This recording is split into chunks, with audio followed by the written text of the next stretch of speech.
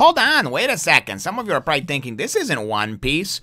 Well, right you would be. What a keen observer of detail. This is actually a picture colored by Vanessa Mattei that was originally drawn for my oldest son for his 13th birthday. And we're kind of in a transition phase here in One Piece, and really just thought that it would be nice to show it off. So, hopefully you enjoy it, brothers and sisters. And if you do, remember to follow me on Twitter, Instagram, Facebook, and even the Google+. The 215th chapter of One Piece will be covering The Last Waltz. This is... Well, hello, my brothers and sisters of the Nerd Nation.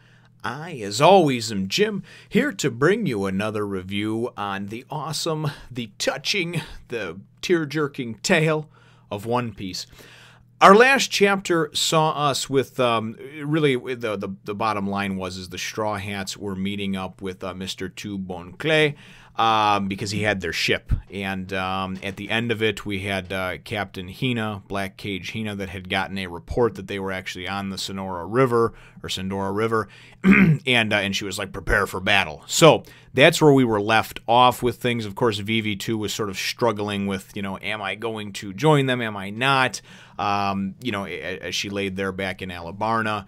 And was told that if she wanted to join up with them, that they would be at 12 hours from now at noon in the easternmost port, and she could of course join them if she wanted. So that's how the chapter left off. And this one goes, and it really picks up. It's kind of funny how it picks up because we see this cool drawn picture of Vivi, and she's like, I'm going to be a pirate princess, and this and that. And you're thinking, oh my God, right? And she's all dressed up. She's dressed the part. She's got a cool tattoo on her arm. She's got a gun, And next thing you know, Igaram goes and wakes up. He was just having a bad dream, So he gets up and he goes and bursts into her room the next morning thinking, what the hell? And it's in the morning time, and they're like, what the hell, Igaram, why are you bursting in? And he's like, oh geez, sorry, and I just was and Terracotta, his wife, is getting she looks like she's preparing and getting Princess Vivi ready for this kind of coronation that she's going to have. It's kind of like a coming of age ceremony, but also something I think that's at a good time, that they describe would be at a good time as well because of Alabasta and what it's just been through and that sort of thing over the last couple of years. So she's getting all dressed up nice, and she's got her corset on and everything else, and Terracotta's like, get the hell out of here, So we wind up going and seeing, though, Chaka and Igaram, and I don't know if it's the king as well. Yeah, I think it's the king. They're trying to get to the king to explain to him, hey, there's fighting in the port, and that's how it goes, and it segues into it. There's fighting in the port of Nanohana, because they had to sail down the Sindora River to get out by Nanohana. So then we go and we're taken to immediately into the thick of things and the action of it, which is really kind of cool because we have had a couple of wind down chapters where it's been a little bit slower on the action front of things, but very good on the character development and building side. And we wind up seeing two ships, and we see of course the Going Merry, and then we see the Swan Duck, whatever the Swan ship the Swanstra, Mr. Two Bon Clay's ship, right? And they're sailing side by side, trying to get out, and they're being attacked. They're surrounded by Navy ships, and Luffy's pissed off. He's like, why don't you just shoot some damn cannonballs at me so I can bounce them back? And then you go and you see there's all these black spears, these metal spears that are stuck in the ship or whatever. So that's part of, and then we find out that's part of Black Cage Hina's whole deal, and that's where she gets, I guess that's where she gets probably that nickname from, or that title, that moniker that she goes by, because no one can escape, her whole elite squadron, their force, basically they can, their whole deal is that we can sink any damn ship we want. We don't worry about cannonball fire and everything else. We fire these freaking metal spears at it that cause damage and holes in the ship, and it can cause it to sink. So you're either going to give up or you're going to sink, And of course they're trying to break through this blockade, and then we go and we see back on the ship and everything like that. We see, of course, Luffy and everybody, and you see Chopper, and he's like, Jesus, and he's all hulked up in his human form, and he's like, you got to do something, I can't fix there's holes appearing quicker than I can board them up, and if this keeps up, we're going to get sunk, So you see that, and then you go and you see too. They notice Jango, because who's like, "Weren't you a damn pirate once?" He's yelling across at the ship, or whatever on there, and Jango's like, going to try to do his hypnotizing thing, and then Fullbody also goes and notices Sanji, who, if you remember in the Bharati arc, Sanji just whipped his ass, beat the shit out of him, embarrassed him in front of his woman, and ultimately just got the floor mopped with him, Sanji beat the living piss out of him. So it was pretty funny to go and to kind of see those little quick, you know, reunions, those little Easter eggs, so to speak. You know, if you've been reading this long and if you pay attention, you remember the things from, you know, 150 chapters ago now. So that was definitely very cool. So they wind up going in, and Usopp actually goes in, and they're trying to, Usopp's, you know, manning the cannon, and Usopp actually goes and winds up getting, it looks like a well-placed hit on one of the Marine ships, and that goes and it crashes, falls over, and crashes into another one and creates a temporary opening. And they're like, man, we can just get right through that opening, we can sail out to sea, you know? And that's what and then Bon Clay is saying. He's like, come on, we can go this way, you know, what are you doing? And Luffy's like, no, we're gonna stay, you know, because, and Black Cage Hina and her ship, they're about to pull up alongside of them. They're gonna board them. She's giving everybody instructions on what they're gonna do. Everybody stay back. Let me take care of it, or Hina will be mad. And Bon Clay's like, but come on, there's a shot right there to the open sea. You know, I mean, it opened up over there. So Luffy says, and all the Straw Hats are really saying to Bon Clay, they're like, listen, dude, we can't. We have to go and meet somebody in the East Port, and we don't have time to go out to sea and then circle around them and everything else, you know. And he's like, we'll get sunk if we get. And he said, it doesn't matter. You know, we have a friend that we're supposed to pick up or that we're supposed to meet. So that's kind of where it goes to the whole Vivi thing, you know. Then it goes and it shows back at some point during this whole, you know, interaction in this transaction, you wind up seeing Vivi, and then she's getting ready. She's got this 10 o'clock thing that she's supposed to do, where she's supposed to go out and give a speech. It's going to be broadcast as well. The whole square is already filled with people. It's going to be broadcast throughout the whole kingdom through the transponder snails. And it appears that she's not going anywhere because, you know, she would have to get there at noon. She would have to gotten on Karoo at, I think, 8 o'clock, she said, 8 a.m. So anyway, and we assume that it's fairly close to 10. It's not 10 yet. That's when she's supposed to give the speech. So you can still tell, though, that she's torn about things, and she looks, you know, absolutely beautiful the way she's drawn and everything in her dress. She looks very regal, and she's talking about the speech and what she's going to say. She's nervous. She's this, she's that. And really what she winds up going, and then King Cobra comes in, and he goes and says, wow, you look like your late mother. You know, you're absolutely stunning, blah, blah, blah. And then she says, you know what, I have to tell you guys something, you know, King Cobra and Igaram, who's there, you know. And so you don't know what's going to happen. It just kind of leaves it off on that. And it's like, okay, are you going to become a pirate? Are you not? Are you thinking about it? What's the deal, you know? So you think it's some kind of big revelation. But then it goes back to the ships and the battle that's going on. And Mr. 2, when he found out that, he's like, because, you know, he's like, why would you do that? You know, why would you risk your lives and everything else? And Luffy's like, it's for a friend. And we know that Bon Clay is, you know, Mr. 2, he's very big on friendship, obviously. You know, that's one of his things. And certainly that was what he was talking about in the last chapter, but we're friends, you know.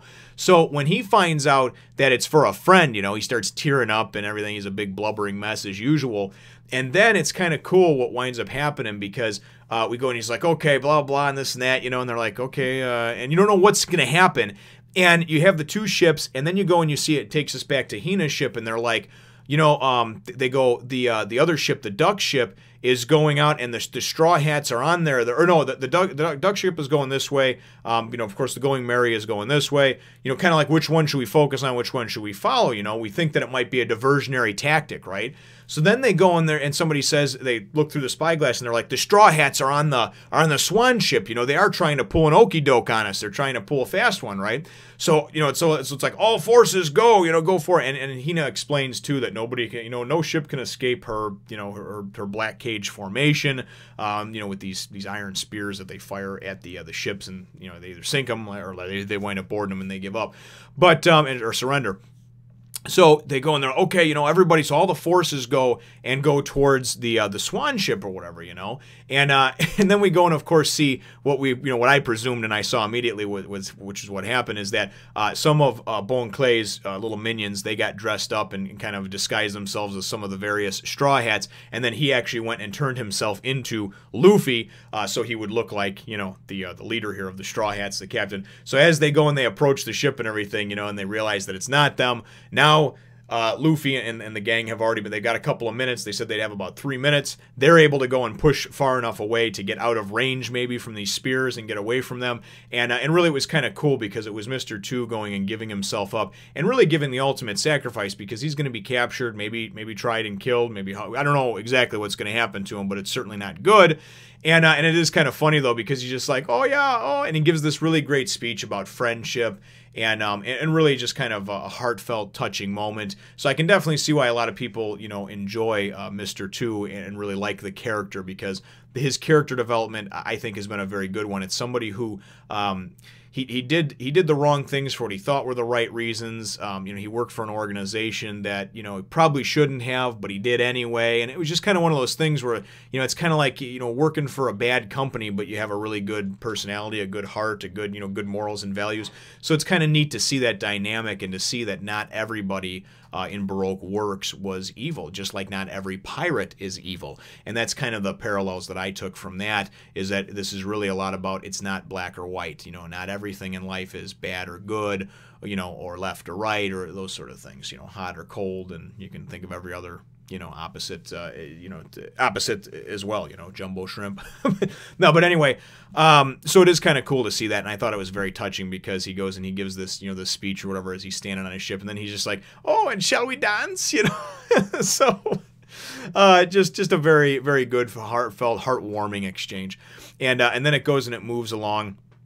And it shows us, you know, it shows us the characters over here, and we wind up getting, it's actually kind of cool. Get to the last page over here, because of course Hina is pissed, you know. Hina's like, Hina is mad, you know. So I love that as she goes and mounts it. And actually I wind up kind of skipping over a part real quick, because they wind up going and you know, here we go, and there he goes, ta-da, is it me, doom, he gives the whole speech, and that was really kind of cool, I thought, how it was. And then there's really just the heartfelt goodbye. I'll never forget you guys. Here, I'm sorry, I wanted to find the page to actually put it up for those of you that maybe read the scanlations, and I know that some of the earlier ones are bad. So hopefully you can get that there, and hopefully see just about everything. If not, well, of course you can always pause the video. So, but I just thought it was kind of touching, you know, because it was like, we'll never forget you guys, you know. And they wind up going and seeing, and it looks like, because obviously the explosion and everything at the end, so it looks like they actually sunk Mr. 2's ship, you know, because Hina was definitely not excited about what happened, and that she had been fooled and everything. So that is how the chapter leaves off and ends. And I, like, again, I thought it was very fitting. I apologize for all the looking through for the pages. I thought I had the page saved in there, but I just thought it was kind of neat and profound that, you know, he gave that nice speech. And then, of course, the last pages, you know, them sailing off and him really sacrificing himself and his crew to help them because of the friendship and because it was for friendship. So we can only assume that maybe Vivi is thinking about joining the crew. Not really quite sure. But my chapter question is going to go, and it's really going to go and circle back around to that.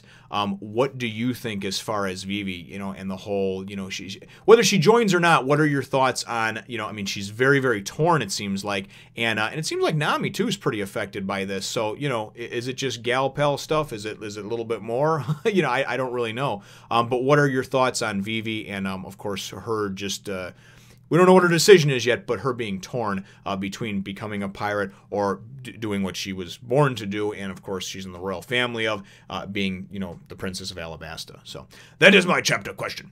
Feel free to leave your comments and the answer to that in the comment box down below. Feel free to hit the thumbs up, the like button if you should think that I deserve it, and subscribe if you haven't done so already. We look forward to catching all of you in the next one, nation.